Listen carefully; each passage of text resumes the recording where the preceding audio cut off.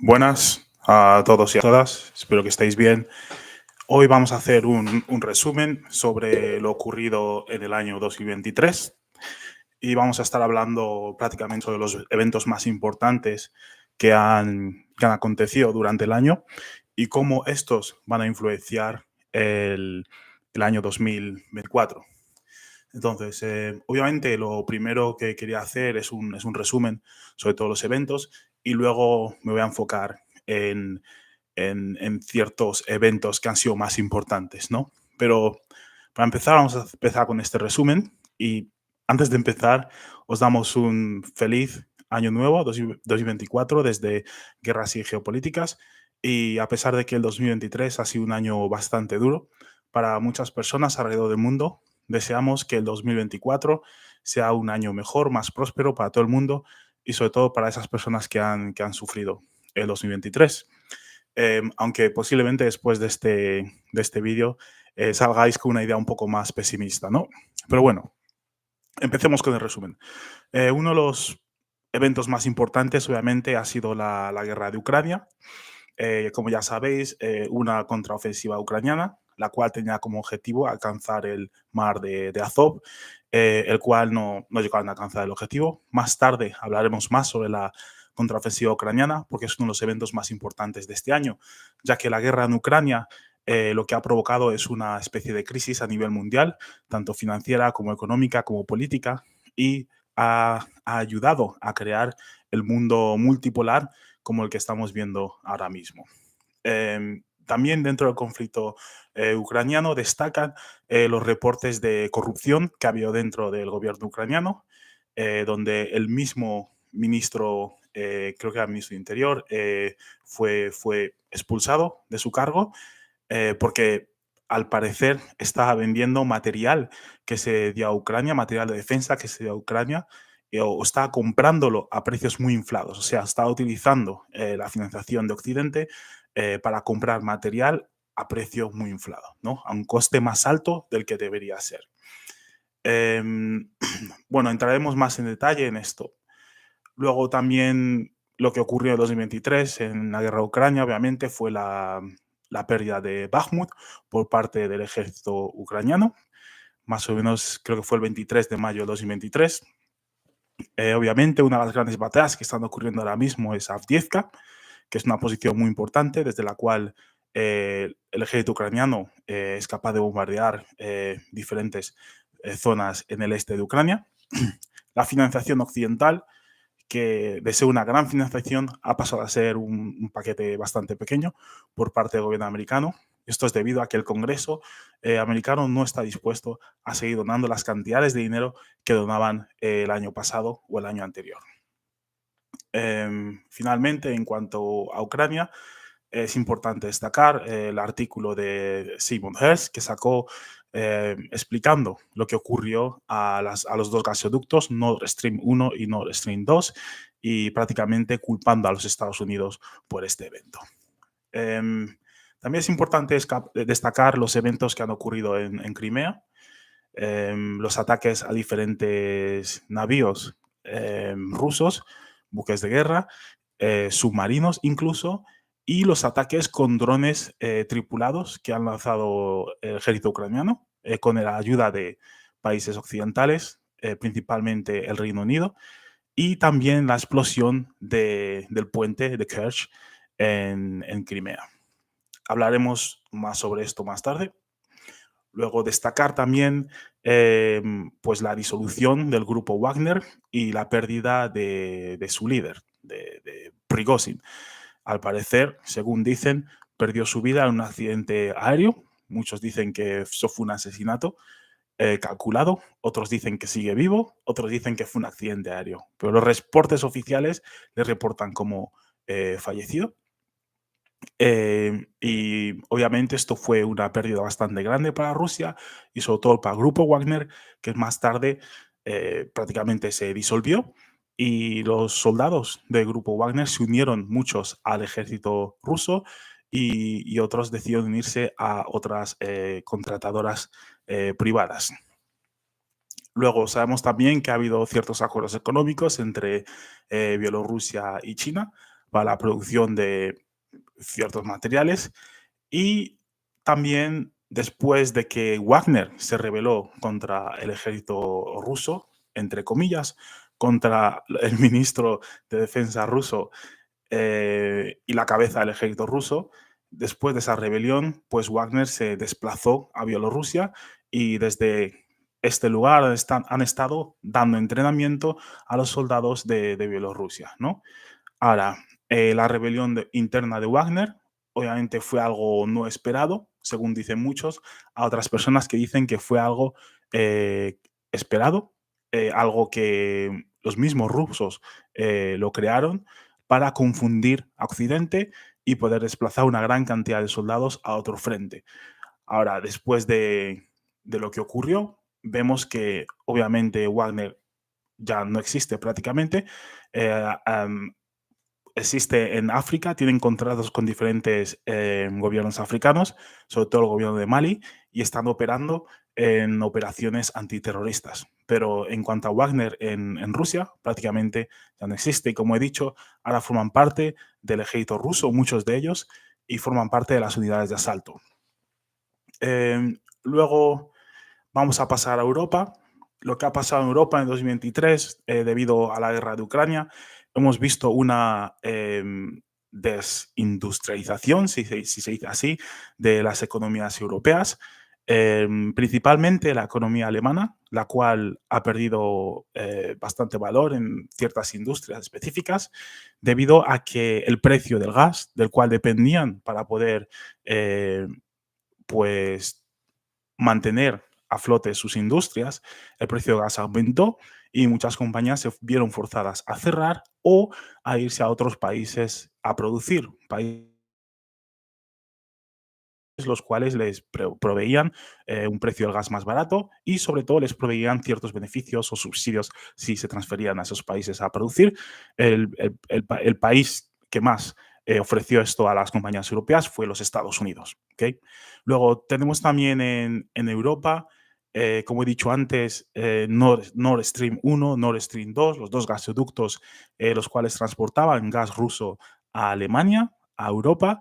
En 2022, en diciembre, fueron prácticamente, perdón, en septiembre fueron las explosiones en las que fueron destruidos y luego en febrero salió un artículo muy importante de Simon Hersh, el cual dice o incriminan al gobierno americano y dice que el gobierno americano junto al gobierno noruego y otros países fueron los que llevan a cabo el ataque en Nord Stream 1 y Nord Stream 2 para destruir las relaciones económicas, sobre todo el suministro de energía de Rusia a Europa.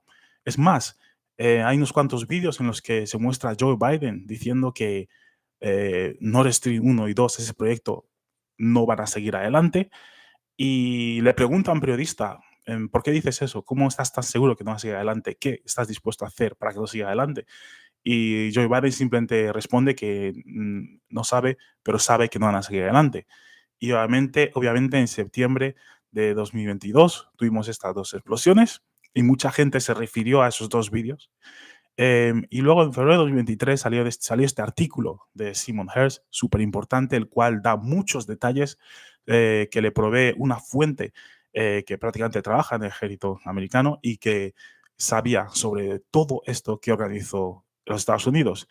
La versión oficial, la cual pues comparte el gobierno americano, el gobierno alemán y otros países, es que hubo un grupo de ucranianos que utilizaron un barco y fueron al lugar específico donde se encontraron un tramo de estos dos gasoductos y colocaron unas bombas, hicieron explotar los gasoductos.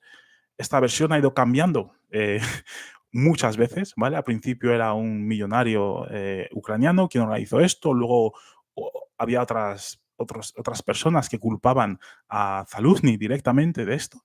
Y vamos, que es que no encuentran la versión correcta. Pero vamos, la versión original es esta, a pesar de que el artículo de Simon Hersh tiene mucho más sentido. Luego, también en Europa tenemos un gran aumento de la emigración en el Mediterráneo. que ha causado muchos dramas políticos. Y obviamente esto está ligado a la destrucción de Libia en el 2011. No quiere decir que no hubiese inmigración antes de 2011, sino que el 2011 lo que hizo fue pues quitar la tapa que era Libia, que prevenía que muchos inmigrantes del norte de África o del sur de África inmigrasen a los países europeos. Después de la destrucción de Libia, la cual los países occidentales participaron en ella, el Reino Unido, Francia e incluso Estados Unidos, o sea, prácticamente la OTAN eh, se dio el beneficio o el privilegio de bombardear Libia y de proveer defensa aérea a los rebeldes que se enfrentaron a Gaddafi y a su ejército. Y ahora Libia queda dividido prácticamente en dos o tres, con un gobierno que ni siquiera está localizado en Libia, está en Tunisia, y con facciones de reyes de la guerra, gente que prácticamente está armada, algunos que eran leales a Gaddafi, otros que no lo eran, pero el país está prácticamente destruido económicamente, socialmente y políticamente. Y hasta el día de hoy, el gobierno de Obama, que fue el que prometió que reconstruiría Libia, que Libia volvería a ser una democracia, no han hecho absolutamente nada. Ahora que tenemos a Joe Biden, que era vicepresidente en ese momento, ahora es presidente de los Estados Unidos, no ha hecho absolutamente nada para arreglar los problemas en Libia. Pero esto ha llevado a un aumento de la inmigración en el Mediterráneo, en el sur de Europa. Países como Italia, como España, están sacando, bueno, están pensando en sacar diferentes políticas para controlar este flujo.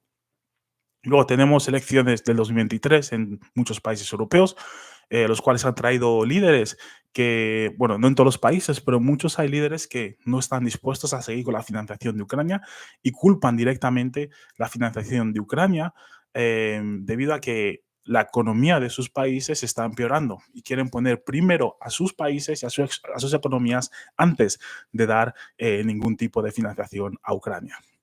Luego, en los países europeos también ha habido un aumento del coste de vida y esto es debido al aumento del interés. Bueno, en algunos países del Euribor, el Banco Central, el Reino Unido. O sea, prácticamente la subida de interés ha subido el coste de vida, las hipotecas y de todo. Y todo esto está ligado al conflicto en Ucrania, entre Rusia y Ucrania, el cual está aumentando el precio pues, de recursos naturales. Tanto del gas como de la electricidad, que esto afecta obviamente a la comida y absolutamente a todo.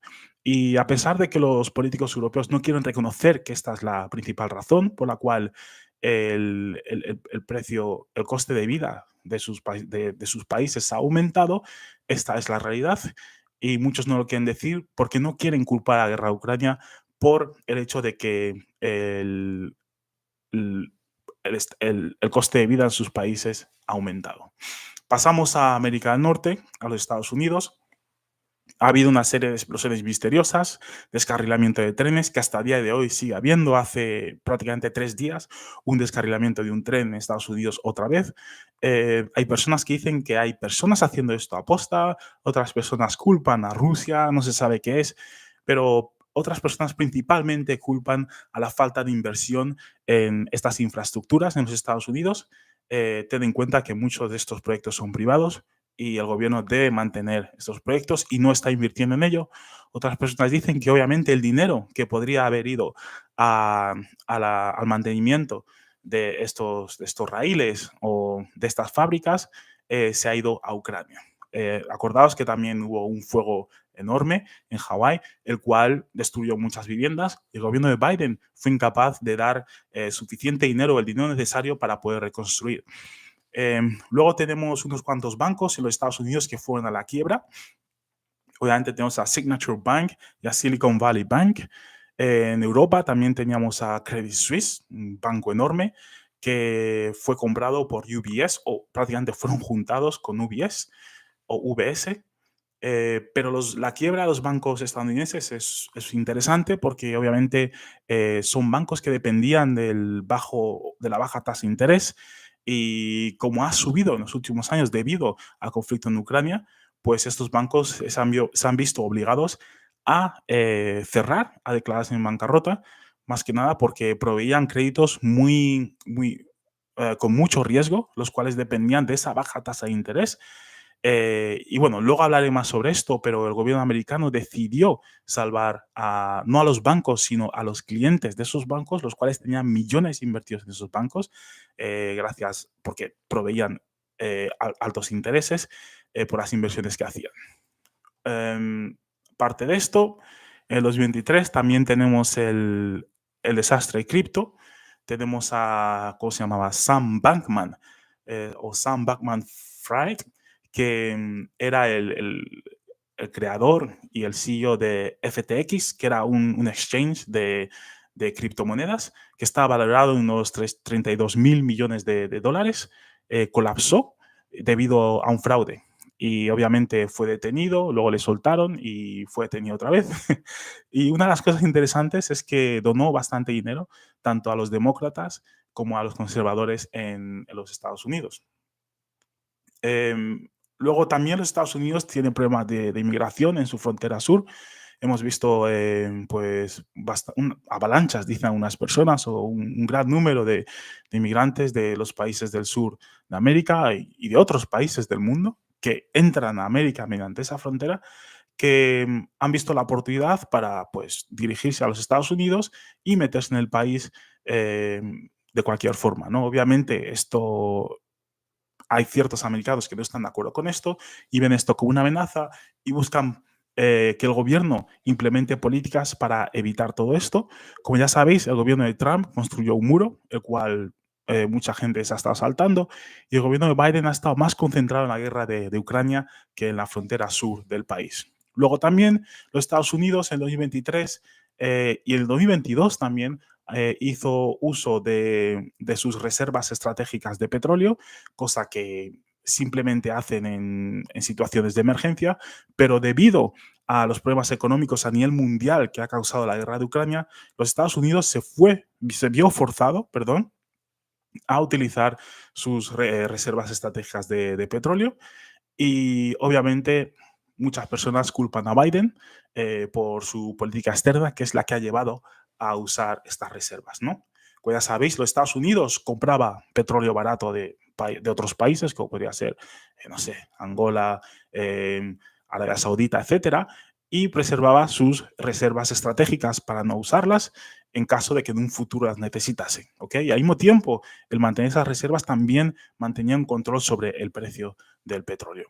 Luego, junto a esto, ha habido un proceso de dolarización a nivel global, en el cual hemos visto que el uso y el valor incluso del dólar ha disminuido, y más que nada es por la crisis económica, obviamente, y también porque hay ciertos países que han decidido dejar de tener reservas de dólares y utilizar sus propias monedas para intercambiarse bienes entre ellos. Destaca el grupo BRICS, que es Brasil, Rusia, India, China y Sudáfrica, que obviamente esta unión económica se está expandiendo, están incluyendo a más países. Y no solo eso, sino que están trayendo estrategias económicas, financieras, las cuales le va a permitir deshacerse de sus reservas de dólares y poder intercambiar bienes de un país a otro con sus monedas locales y fortalecer sus propias economías y sus propias monedas locales. Esto lleva a, a- a un- a una bajada en el uso del dólar. Creo que el uso de las reservas superará el 70% y a día de hoy está simplemente al 56% y va disminuyendo día tras día. Entonces, este proceso de dolarización afecta a los Estados Unidos porque, como ya sabemos, los Estados Unidos vende petróleo, los Estados Unidos da crédito, etcétera, todo en dólares, y esto les ayuda a mantener un control sobre el valor de su moneda y sobre todo sobre el valor de su deuda que tiene con otros países o con empresas privadas, etcétera, ¿no? Entonces, este proceso de dolarización supone un gran peligro a los Estados Unidos, ya que tiene trillones en deudas, y en caso de que otros países dejen de tener reservas de dólares, significa que Estados Unidos deja de imprimir tanto como antes, los Estados Unidos deja de ganar dinero gracias a la subida de intereses, y deja de ganar dinero debido a que ya no van a dar tanto crédito como daban antes. Como ya sabemos, los bancos más grandes del mundo ahora mismo son bancos chinos, son más grandes que los bancos americanos, ¿no? Eh, Luego pasamos a América del Sur.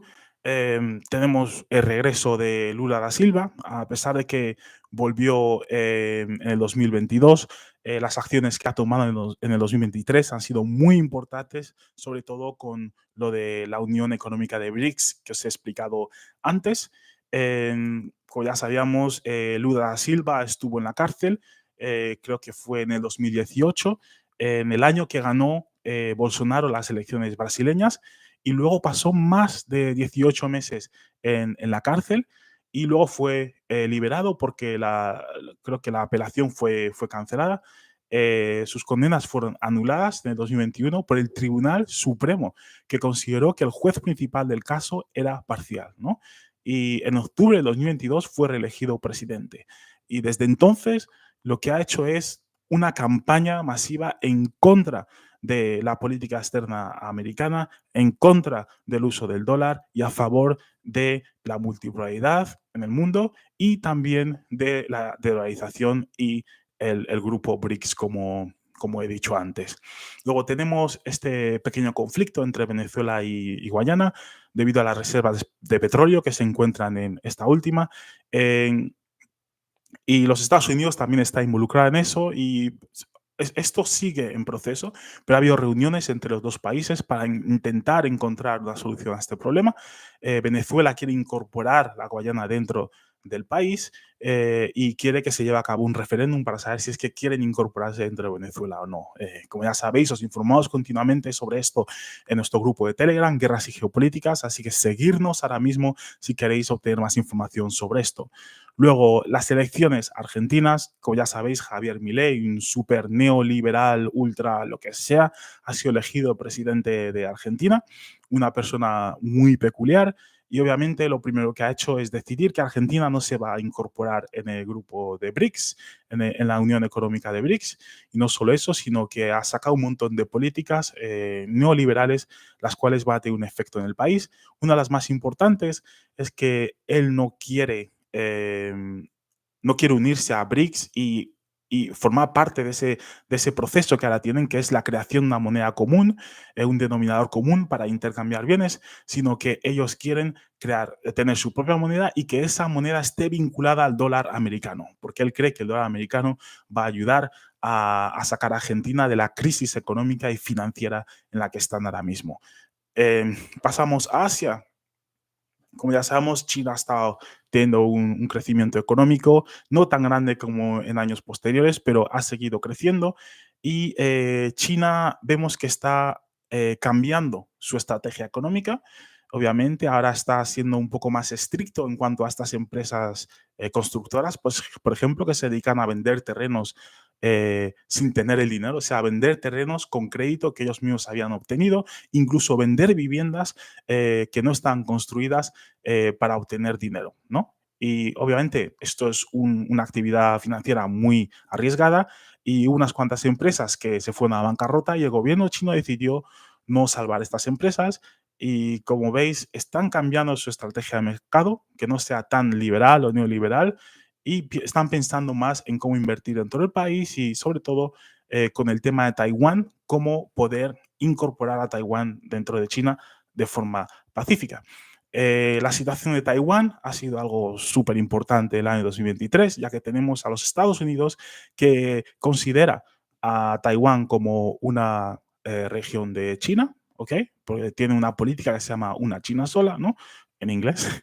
Y lo que ha estado haciendo es visitar Taiwán. Como ya sabemos, Nancy Pelosi visitó Taiwán y otros congresistas estadounidenses.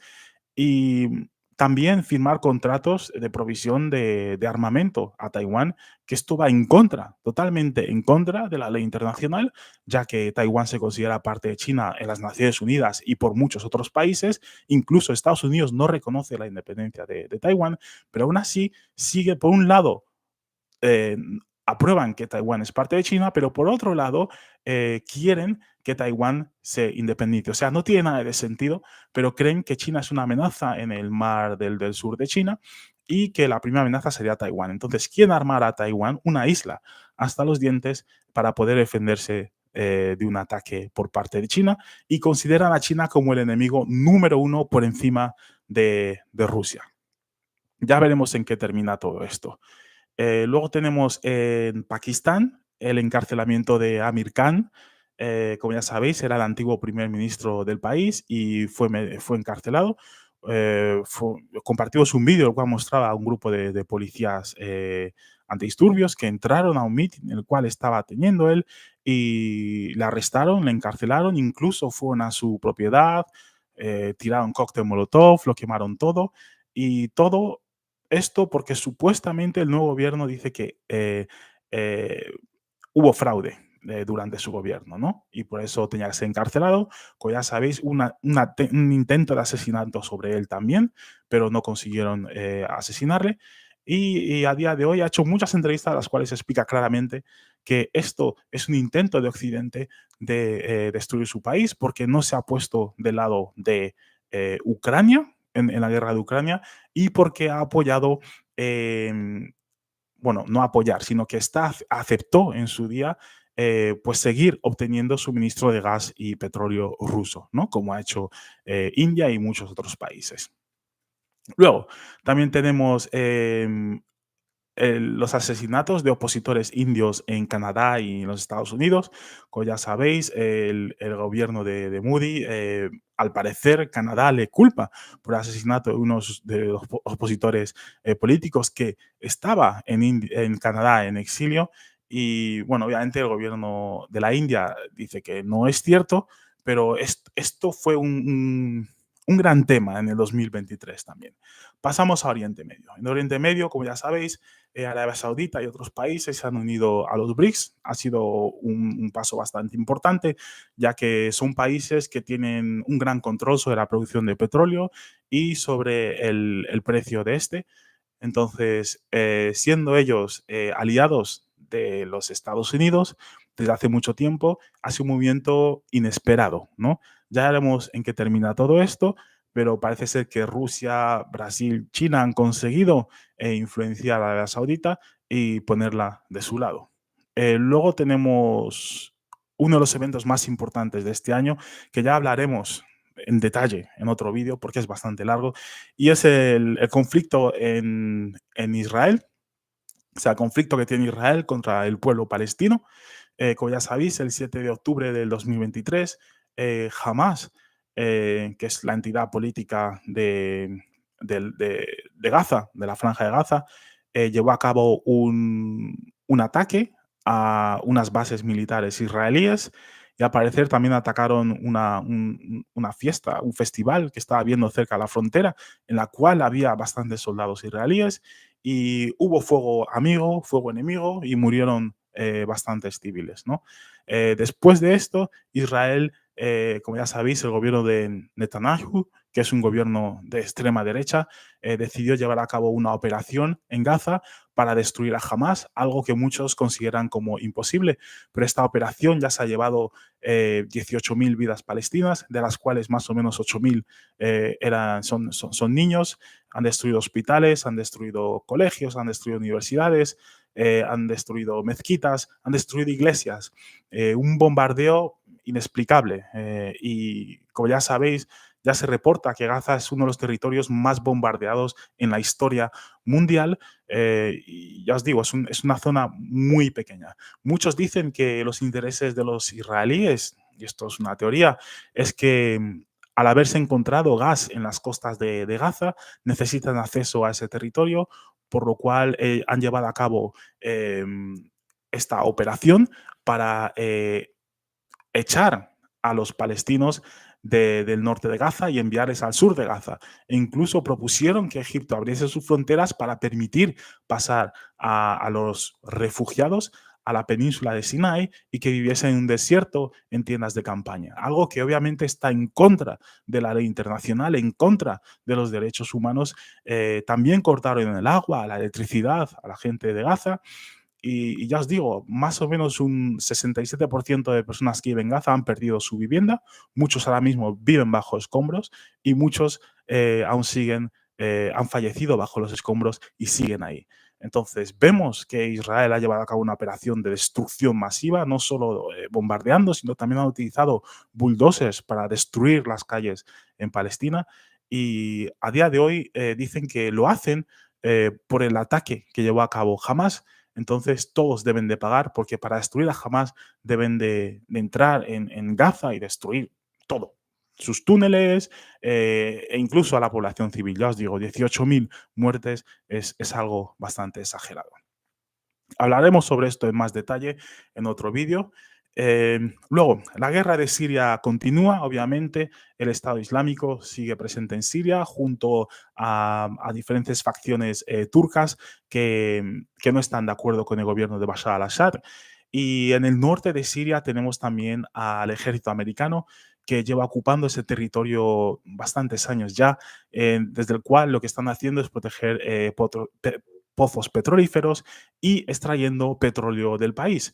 Pues ciertos grupos aliados a Irán e incluso el gobierno de Siria ha llevado a cabo ataques contra las bases militares estadounidenses, las cuales, según ellos, están robando petróleo y están ocupando el país porque nadie les ha invitado. Simplemente han ido ahí y se han instalado y están robando petróleo. Pero igualmente, estas bases están siendo atacadas por rebeldes iraquíes, por grupos iraníes, etcétera, y está causando un gran problema a los Estados Unidos en esta región.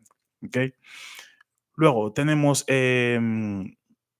la fallida operación turca en el norte de Siria también. Como ya sabéis, Erdogan ha sido reelegido presidente de Turquía y, bueno, al principio paró la operación turca en el norte de Siria contra los kurdos, y ya que era una operación completamente fallida, no consiguió absolutamente nada y los kurdos están atacando a Turquía, vamos, de una forma increíble. Pero igualmente, esta operación terminó y al parecer la han vuelto a lanzar, pero Rusia formó parte de esto, de negociar con Turquía, pues parar estos ataques que hacían constantemente contra los kurdos e incluso llegar a ciertos acuerdos con el gobierno sirio, ya que había hostilidad entre los dos gobiernos.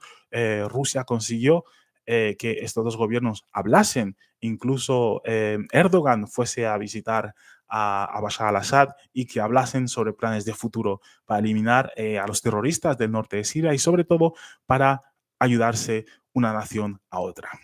Luego, un evento súper importante que ahora mismo sigue ahí es el hecho de que Yemen, como ya sabéis, Yemen llevaba en guerra con Arabia Saudita bastantes años también y al final, gracias a la mediación de Rusia y otros países, consiguieron llegar a un acuerdo de paz. Después de eso, bueno, la guerra era debido a que había pozos petrolíferos en el norte de Yemen, o sea, en el sur de Arabia Saudita, los cuales Arabia Saudita quería tener acceso. El antiguo gobierno de Yemen, eh, que residía en Arabia Saudita, está dispuesta a dar las reservas de estos pozos petrolíferos a Arabia Saudita, o sea, a los Estados Unidos, pero hubo un movimiento popular, el cual lo llaman Ansarallah Movement, que es dominado por los que llaman Houthis o Houthis, el cual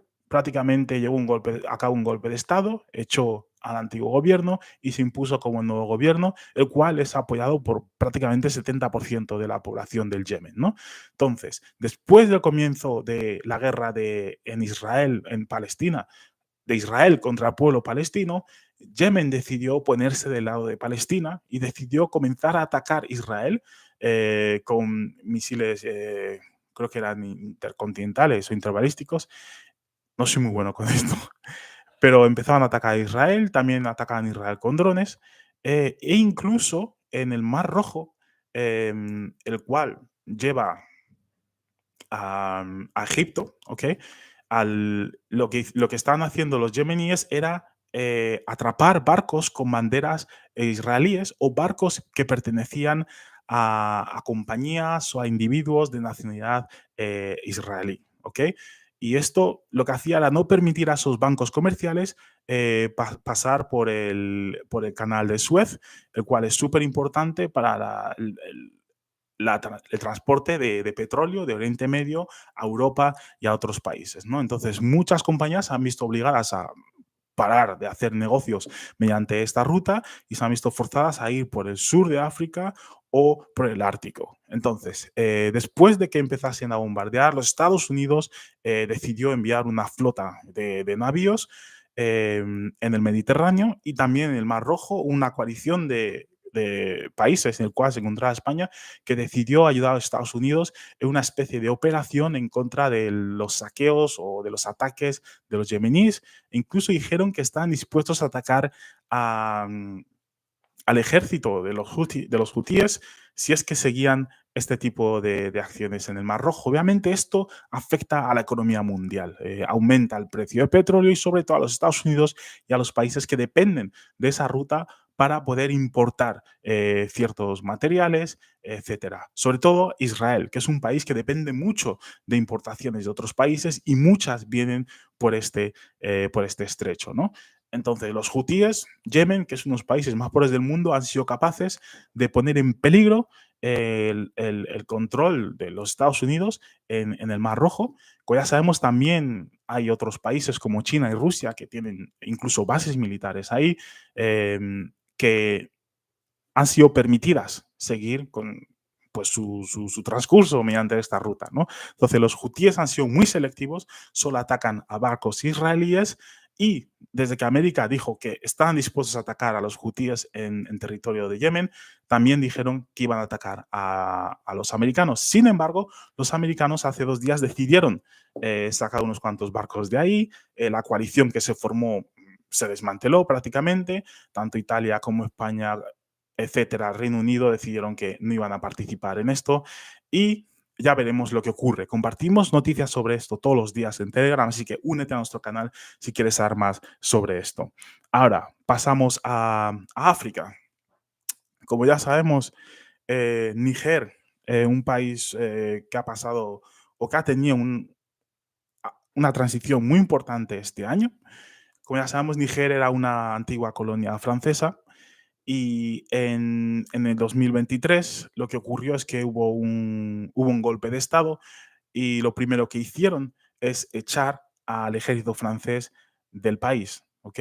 El país es conocido porque tiene grandes reservas de uranio, que es un material que se utiliza para generar energía eléctrica, y uno de los países que más hace uso de esto es Francia, ¿no? Entonces, Francia supuestamente está presente en el país para ayudar al país a luchar contra el terrorismo, etcétera.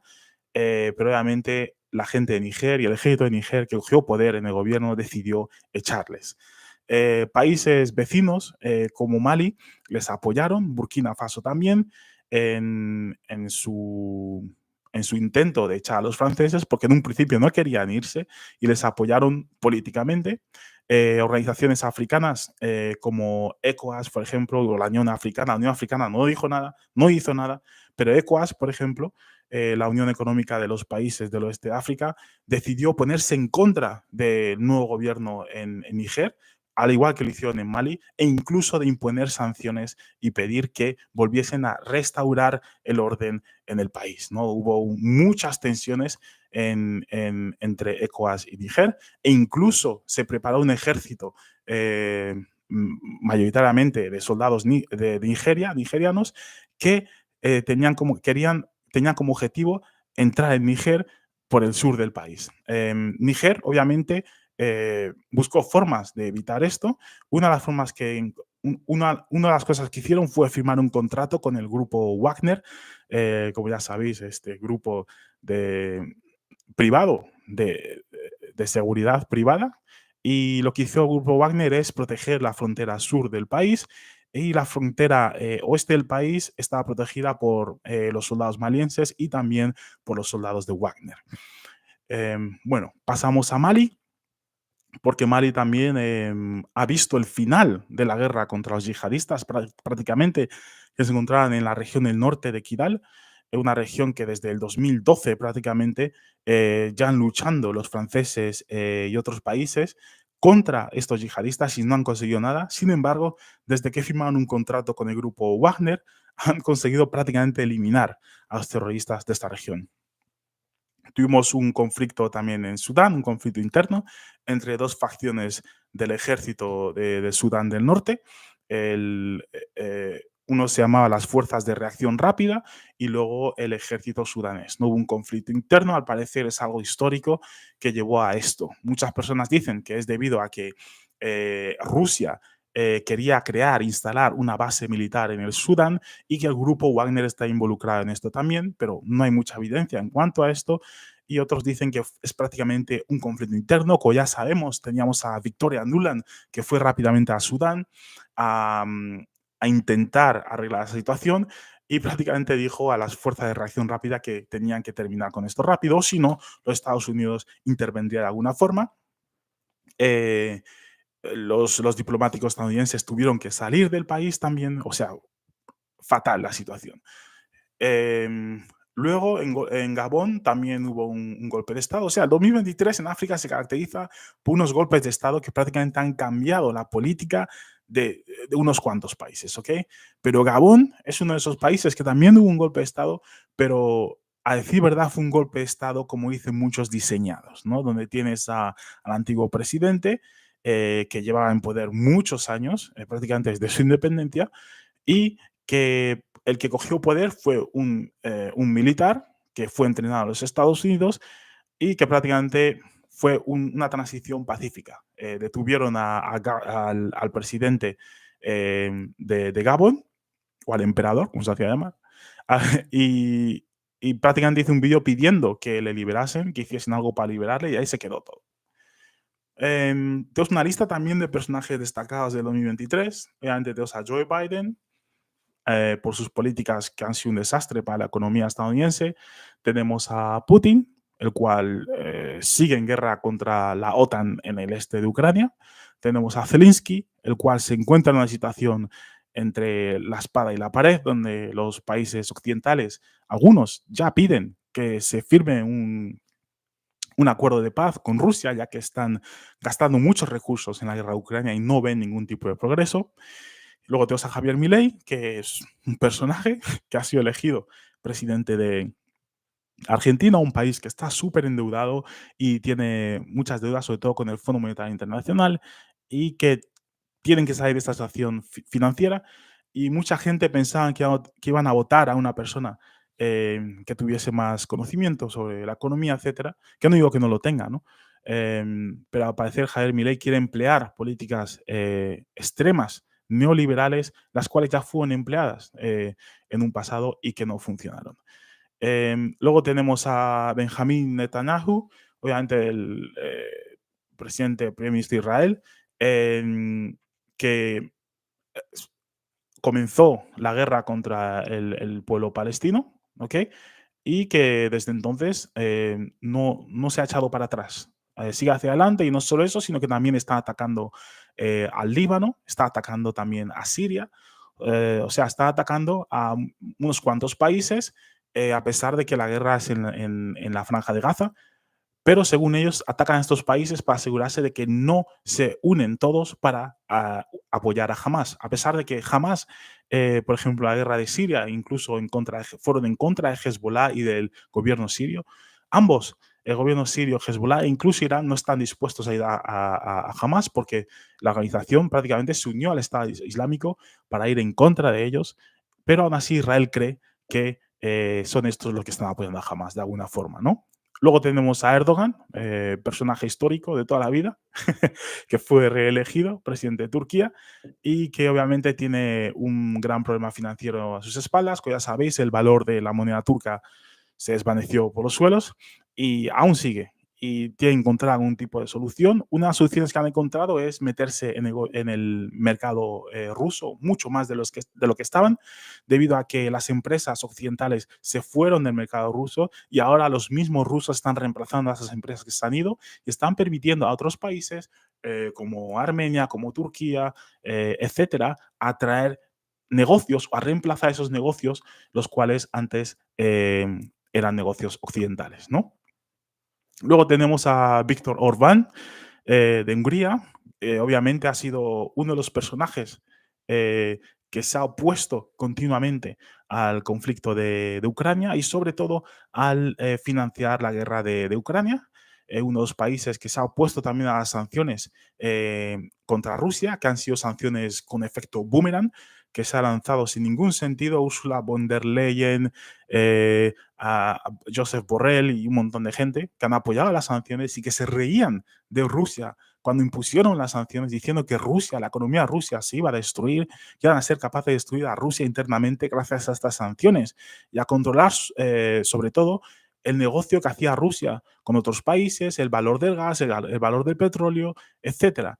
Sin embargo, las sanciones no han hecho absolutamente nada. Es más, lo que ha hecho ha sido el efecto opuesto. Son las mismas economías de esos países que impusieron sanciones las que están sufriendo diariamente y siguen sufriendo debido a esas sanciones que se impusieron a Rusia. Y Rusia, sin embargo, en vez de mirar hacia el oeste, ha mirado al este y ha empezado a hacer negocios, por ejemplo, con China, ha aumentado los negocios con China de una forma eh, que no se podía imaginar uno, y con otros países que han seguido, han visto esta oportunidad para seguir comprando gas ruso o incluso aumentar la compra de gas y petróleo ruso y revender este gas o este petróleo a países europeos a un precio mucho más alto. No quiere decir que los países occidentales han dejado de comprar gas y petróleo ruso, lo siguen haciendo, pero hay una reducción significante en esto. Luego tenemos a Prigozhin, obviamente, fallecido Prigozhin, que montó unos cuantos espectáculos durante la guerra de Ucrania, bueno, bastantes espectáculos durante la guerra de Ucrania. Uno de los principales fue durante la guerra en Bakhmut, culpar directamente al ministro de Defensa ruso, Shoigu, de las pérdidas que estaba sufriendo el grupo Wagner y finalmente su rebelión, ¿ok? Desde el sur hasta el norte de Rusia, intentando llegar hasta la capital, hasta Moscú, debido a que el gobierno ruso no le estaba apoyando lo suficiente y con el objetivo de derrocar a Shoigu y a Gerasimov porque no estaba de acuerdo con la forma en la que están llevando a cabo la guerra de Ucrania ni el apoyo que están dando al grupo Wagner, ¿no? Entonces, ahora vamos a pasar al tema principal, que es la contraofensiva ucraniana. Nos gustaría emplear un poco más de tiempo o análisis más detallado en esto, porque es uno de los eventos más importantes, ¿ok? Y creemos que es un evento que ha tenido un efecto importante en el mundo entero. Como ya sabéis, la contraofensiva ucraniana tenía como objetivo alcanzar el mar de Azov, o sea, empujar a los rusos hasta el mar de Azov, echarles del territorio ucraniano. No solo eso, sino capturar Crimea. Hay oficiales ucranianos que decían que para finales de año incluso iban a estar en Crimea tomándose una cervecita, ¿no? Pero al parecer no han llegado muy lejos. DW es un periódico alemán. El 5 de enero de 2023 dijo que el empuje principal hacia Crimea, eh, bueno, ese era el título del artículo, pero dice que uno de los secretos mejor guardados en la actualidad es dónde, cuándo y cómo planea atacar Ucrania. Se espera que haya al menos dos direcciones principales de impacto. En otoño de 2022, el ejército avanzó con éxito hacia Kharkiv y Kherson. Vale, esto es importante porque esto es algo que ya han diciendo constantemente, ¿no? La ofensiva de Kharkiv y Kherson querían repetir eso. Pero hablemos sobre ello.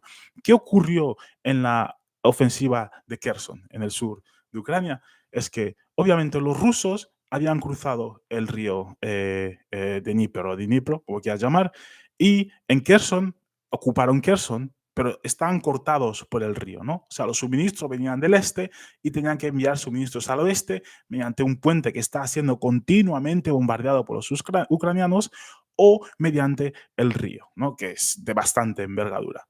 Obviamente, los rusos se ven una situación en la orilla oeste que no podían mantener, por lo cual decidieron retirarse y se retiraron llegaron a un acuerdo con los americanos muy importantes. Jake Sullivan lo detalló claramente, que llegaron a un acuerdo con los rusos para que se fuesen de la orilla este y que permitieran al ejército ucraniano ocupar esa parte de la orilla Pero antes de esto, los rusos estaban continuamente defendiendo sus posiciones y destruyendo o prácticamente parando todas las ofensivas ucranianas en ese territorio.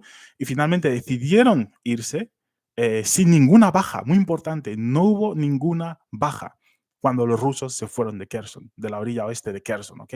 No hubo ninguna baja rusa, a pesar de que los ucranianos intentaron lanzar artillería al ejército ruso, una cosa que no se acordó con los americanos, y los americanos tenían control completo sobre los sistemas HIMARS que les proveían a Ucrania y no les permitieron bombardear a los rusos en su retirada.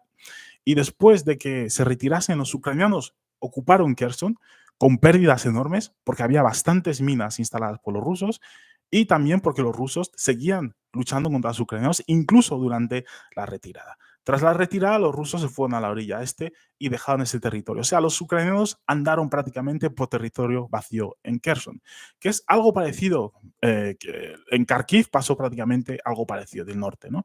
Como ya sabéis, los rusos avanzaron rápidamente en el 2022 a la capital de Kiev, a la región de Kiev, ¿ok? En algo que pasó muy conocido, lo de Bucha, que los ucranianos sacaron por todas partes y los medios occidentales, pero avanzaron muy rápido a Kiev y luego se retiraron de prácticamente toda la zona norte de Ucrania. Pero esto también fue un acuerdo al que llegaron con los ucranianos durante las negociaciones que tenían los ucranianos y los rusos a principios de 2022. Pues uno de los acuerdos que llegaron es que los rusos se retirarían de la región de Kiev, se retirarían de Kharkiv, siempre y cuando los ucranianos llegasen a un acuerdo de paz. Y esto lo hicieron a pesar de que siguieron habiendo confrontaciones entre ambas partes. Los rusos fueron atacados por los ucranianos mientras se retiraban. Y uno de los sitios donde atacaron los ucranianos fue en Bucha, donde lanzaron artillería y pues atacaron a los rusos, incluso a los civiles. Y los rusos se fueron de esa zona como se acordó con los ucranianos. O sea, no fue realmente que los ucranianos atacaron a los rusos y consiguieron sacarles de ese territorio, sino que se llegó a un acuerdo y los rusos se fueron, ¿no? Esto es importante porque eh, quieren hacer algo parecido a esto, pero es que la realidad es que eh, la- lo que llaman las ofensivas de Kharkiv y de Kherson no fueron como tal, fueron acuerdos que llegaron con los americanos e incluso con los ucranianos, ¿ok?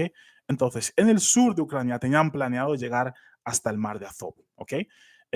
Cosa que muchos, incluso nosotros en guerras geopolíticas, dijimos que iba a ser completamente imposible, dijimos que Occidente no tendría suficiente dinero para financiar tal contraofensiva, no tendrían tanto armamento para poder entregar a los ucranianos y sobre todo que los rusos se prepararon para tal contraofensiva. O sea, meses antes lo reportamos y mostramos las defensas que estaban creando los rusos para evitar una contraofensiva en el sur de Ucrania.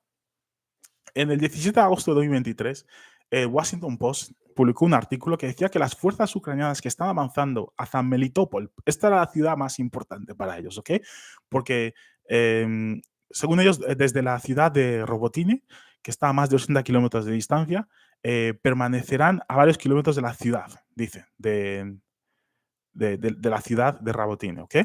De Melitopol, perdón. Y según informaron los funcionarios estadounidenses, esto es lo que iba a ocurrir. O sea, los funcionarios estadounidenses y occidentales y ucranianos fueron entrevistados por el Washington Post y esto es prácticamente lo que dijeron. No dieron información sobre lo que querían hacer, sobre cuál iba a ser el plan de la contraofensiva ucraniana, pero les dijeron prácticamente que la ciudad de Melitopol era la más importante, ¿ok? Luego, la oficina del director de inteligencia nacional declinó hacer más comentarios durante esta entrevista al Washington Post y decía que Melitopol es fundamental para la contraofensiva ucraniana porque se considera la puerta de entrada a Crimea. La ciudad se encuentra en la intersección de dos importantes autopistas y una línea de ferrocarril que permite a Rusia trasladar personal y equipos militares desde la península a otros territorios ocupados en el sur de Ucrania. En el sur de Ucrania, ¿ok? En el sur de Ucrania. Como veis, siempre decían que destruir el puente de Crimea iba a destruir a los rusos, no les iba a permitir transferir material, pero obviamente el este de Ucrania y Rusia están unidos, ¿ok? Y los rusos por el terreno, por la frontera del este, por ejemplo, pueden seguir proveyendo Crimea con todo lo que necesitan en caso de que el puente se destruya. Pues según los ucranianos, la destrucción del puente iba a ayudar. Después, no la destrucción del puente, sino que tenían que coger esta ciudad de Melitopol para poder destruir a los rusos y no permitirles seguir proveyendo material a Crimea, ¿no? Y sobre todo, decían que la gente de Crimea apoya a Ucrania y que estaban esperando a que Ucrania, o sea, el gobierno de Zelensky, volviese a Crimea y les reincorporase dentro de Ucrania para poder vivir bien. A pesar de que los vídeos que vemos, la información que compartimos dice completamente lo contrario. Dicen que la gente de Crimea, más del 80%, está a favor de unirse con Rusia y no solo eso, sino que ha mejorado su situación desde que se han unido a Rusia, ¿no? Luego, Al Jazeera, el 7 de noviembre, también publicó un artículo el cual decía que los objetivos estratégicos de la contraofensiva ucraniana no se consiguieron, y esto después de unos 6 meses dentro de la contraofensiva. Y hice una entrevista a un soldado ucraniano, el cual culpaba a Occidente por la fallida contraofensiva, dado el hecho de que no les estaban proveyendo con suficiente material, con armamento, a tiempo para poder llevar a cabo la contraofensiva. Es más, Zaluzny salió en público diciendo que necesitaba prácticamente un nuevo ejército para poder destruir a los rusos en esta contraofensiva, ¿no? Luego, el Atlantic Council, el 27 de septiembre de 2023, dijo que transcurridos más de 3 meses desde el inicio de la tan anunciada contraofensiva ucraniana, las fuerzas ucranianas solo han conseguido liberar una ínfima parte del territorio actualmente bajo ocupación rusa. Sin embargo, el éxito o el fracaso de la campaña no puede medirse únicamente en kilómetros cuadrados. Más allá de las líneas del frente, el ejército ucraniano está reduciendo constantemente la capacidad de Rusia para hacer la guerra y está creando metódicamente las condiciones para futuros avances. Este progreso es más evidente en Crimea que en ningún otro lugar. Como veis aquí, en septiembre ya están diciendo que los ucranianos están consiguiendo destruir prácticamente la industria militar rusa y su capacidad de poder producir. Pero hace 2 días prácticamente Rusia está atacando toda Ucrania con misiles y está avanzando prácticamente en todos los frentes. Lo que dice, o lo hemos mostrado incluso en nuestro grupo de Telegram, que Rusia está aumentando su capacidad de producción de armamento y sobre todo Rusia está avanzando en todos los frentes. O sea que la economía rusa no se ha destruido, la capacidad de producción de armamento ruso no se ha reducido, sino lo contrario, que ha aumentado muchísimo más que los niveles que tenían a principio de la guerra, ¿no? O sea, como veis, los artículos occidentales siempre dicen lo contrario. Parece ser que hablan sin saber, con pura ignorancia, sin saber lo que de verdad está ocurriendo. Y durante muchos meses nos han estado diciendo esto. Sin embargo, lo que está ocurriendo en el territorio ahora mismo en Ucrania es completamente lo contrario. La posición de Rusia es completamente la contraria a lo que están diciendo a las personas que leen estos artículos o que ven la televisión. Hace poco compartimos un vídeo de unos soldados ucranianos, los cuales están en una entrevista, ¿ok? Soldados que han sobrevivido en el frente, y un niño les pregunta, bueno, ¿y cuál es la diferencia entre nuestro armamento, que es superior, el ucraniano, y el armamento de los rusos? Utiliza un nombre bastante regulatorio, pero dice, y el armamento de los rusos que no es bueno para nada. Y el soldado dice, pero ¿qué te hace pensar que el armamento de los rusos es peor que el nuestro? Dice, no, el armamento de los rusos es mucho mejor que el nuestro, ¿ok? Tienen la capacidad económica de producir, cosa que nosotros no tenemos. Y lo último que dice es que no tienen que pensar que el enemigo es débil. O sea, es algo que llevan haciendo tanto los medios occidentales como el gobierno ucraniano durante mucho tiempo. A sabiendas, pues saben que Rusia tiene un ejército bastante poderoso, y los analistas realistas sabían desde un principio que Ucrania no iba a ser capaz de ganar una guerra contra Rusia. ¿Ok?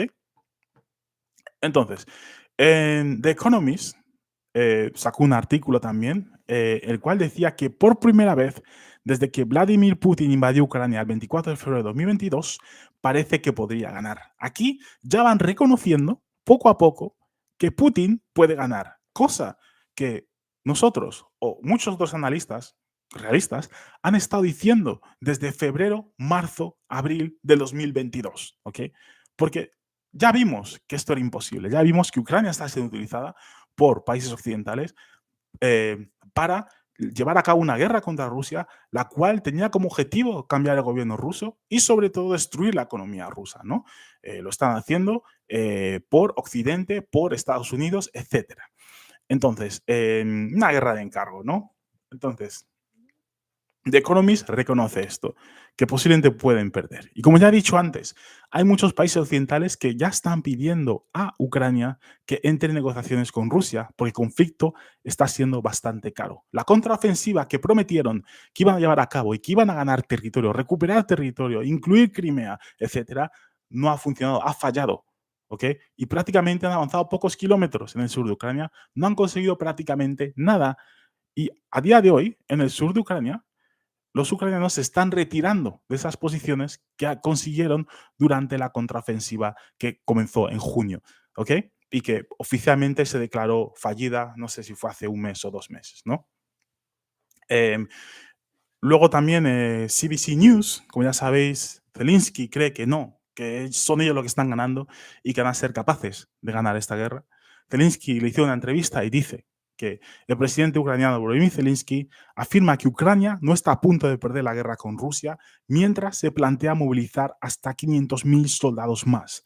El ministro de Defensa ucraniano, Reznikov, el cual fue despedido de su cargo por corrupción, le pillaron prácticamente utilizando la ayuda financiera de Occidente para comprar material de guerra a un precio inflado, o sea, un precio que es que no compraría nadie. Pero el gobierno ucraniano utilizaba esa financiación para comprar el material, a saber quiénes son los que lo vendían, pero el precio por el que lo vendían les hizo muchos beneficios. Pues esta persona salió hace, no sé si fue hace un año, hizo un vídeo que circuló por todas las redes sociales en las cuales hablaba a los rusos y les decía que en Rusia se va a declarar una ley marcial, que Putin va a cerrar todas las fronteras para final de año, 2023, que Putin va a cerrar todas las fronteras, que va a movilizar a millones de rusos, tanto hombres, mujeres, no sé qué. O sea, está diciendo a los rusos que la situación en Rusia iba a empeorar muchísimo y les pedía que parasen a Putin o que se fuesen del país, ¿no?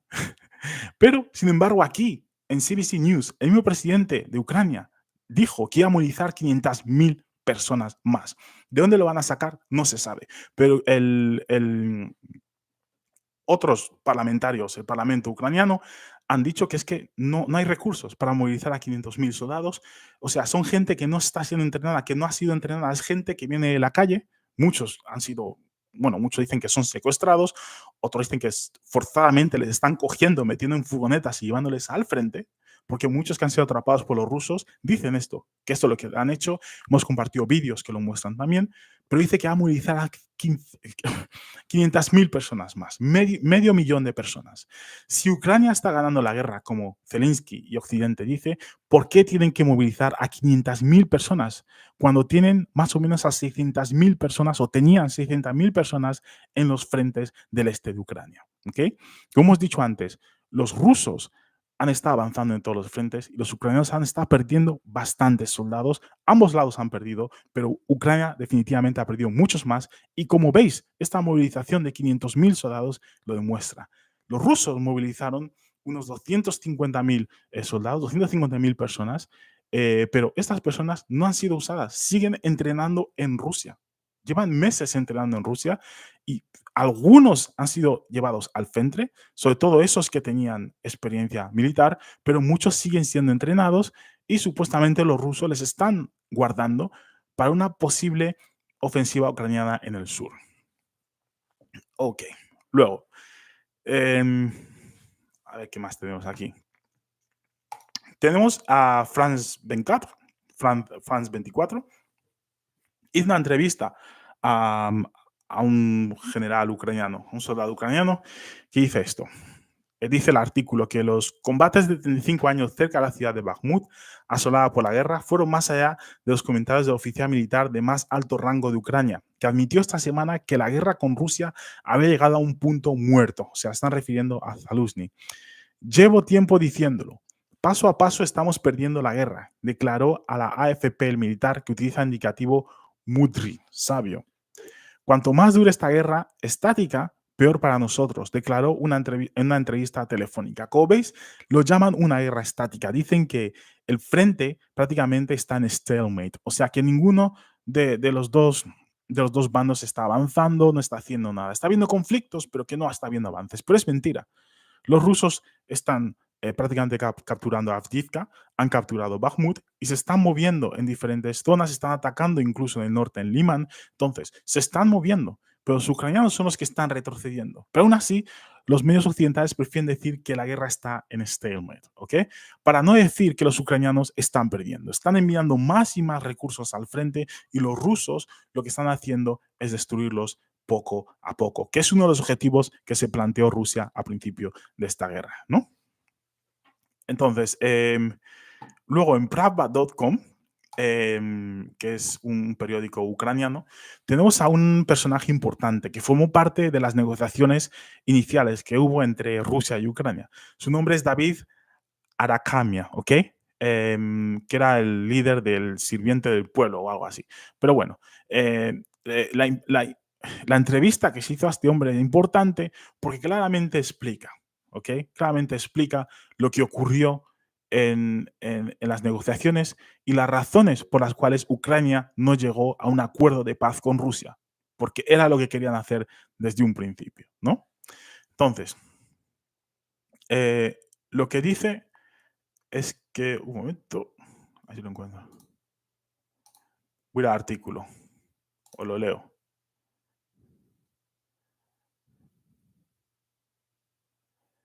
Bueno, os resumo prácticamente lo que dice. Lo que él decía es que los rusos les ofrecían paz, obviamente a cambio de otras cosas, pero los ucranianos decidieron no llegar a un acuerdo de paz con los rusos. ¿Por qué?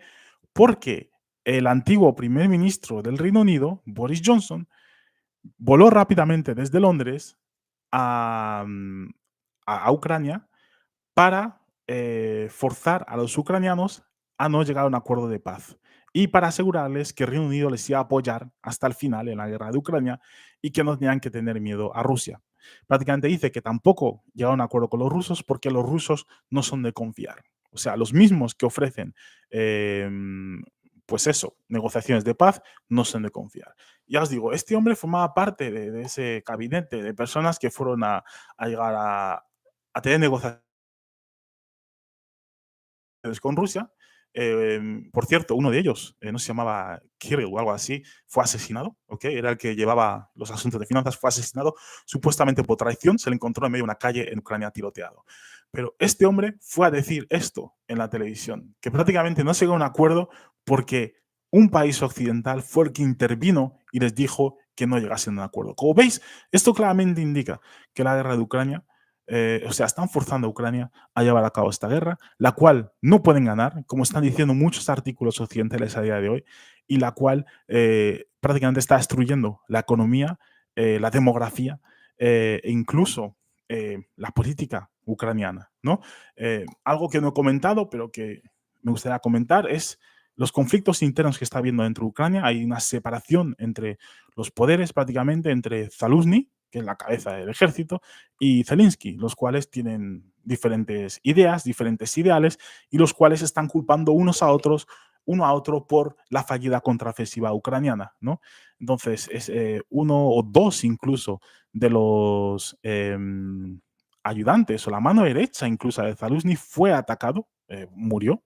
Le dieron un regalo, la abrió y contenía granadas, las cuales explotaron, le mataron y hirieron también a un familiar suyo, creo que era su hijo. Y otra persona también cerca de él le pasó algo parecido hace poco.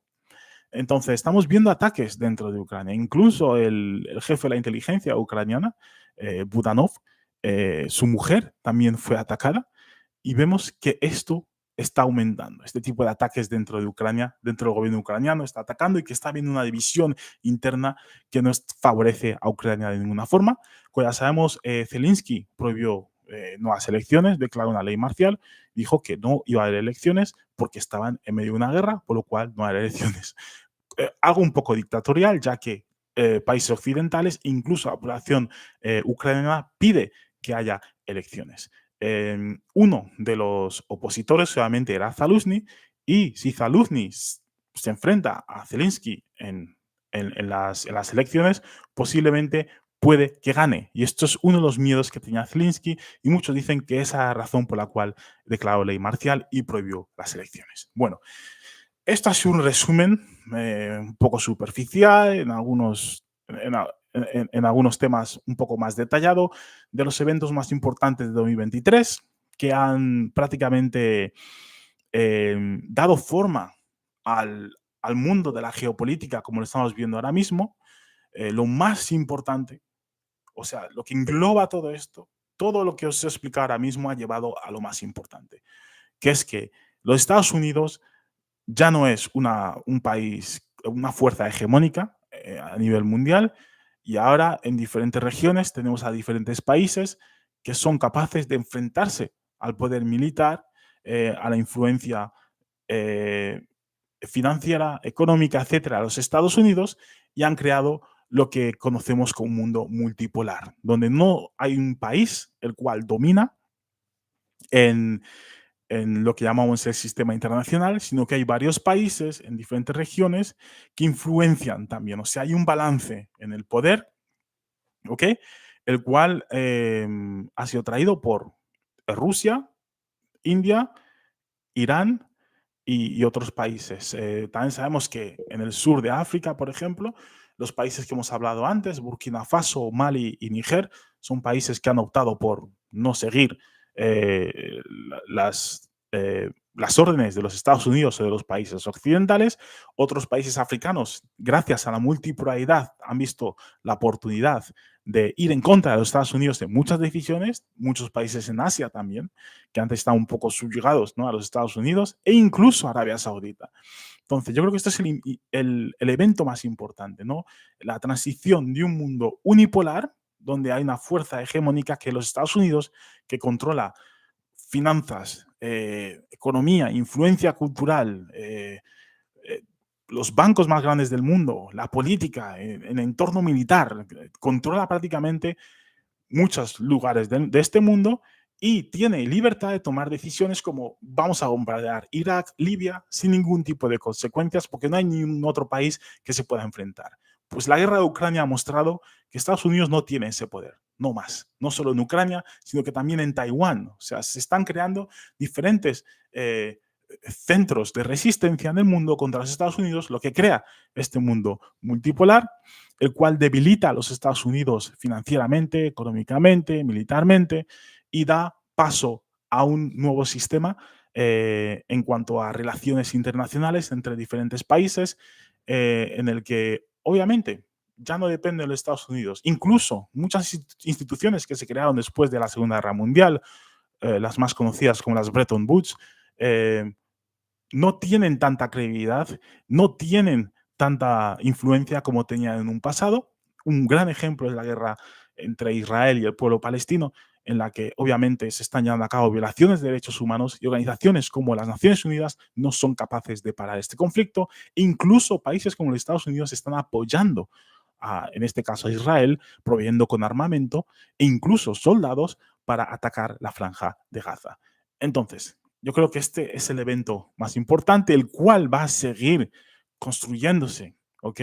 Y fortaleciéndose en el 2024, que puede que reduzca el número de guerras y el sufrimiento a nivel mundial, o lo más posible es que aumente el número de guerras, de conflictos y el sufrimiento a nivel mundial, ya que tenemos a un país, el cual muchos llaman imperio, el cual poco a poco se está derrumbando y tiene muchos tentáculos, y no está dispuesto a destruirse o a derrumbarse solo, sino que tira esos tentáculos y se lleva a muchos países con ellos, como dicen muchas teorías, ¿no? Entonces, desde Guerras y Geopolíticas, una vez más, os deseamos un feliz 2024. Como siempre, vamos a seguir informando sobre todos los eventos que ocurren a nivel mundial en cuanto a la geopolítica, política, economía, finanzas, etcétera. Uniros a nuestro canal de Telegram, porque proveemos análisis, proveemos información diaria, o sea, constantemente, 24 horas, 7 días de la semana sin parar. Y Tenemos un chat también donde podéis hablar con otras personas, compartir información, ¿ok? Un chat bastante regulado. Tenemos muchos reguladores para asegurarnos que no se convierte en un caos, en un circo prácticamente. Nos tenéis en TikTok, nos tenéis en X, antiguamente llamado Twitter, nos tenéis en YouTube, como ya sabéis. Por favor, dar like a este vídeo, compartir este vídeo, aumentar el número de seguidores, porque el 2024 para nosotros va a ser un año muy importante, porque vamos a seguir, bueno, vamos a traer entrevistas, vamos a seguir creando vídeos, más contenido en YouTube y en TikTok también. Así que os esperamos que os haya gustado esto y os esperamos ver en una de nuestras redes sociales. Hasta luego.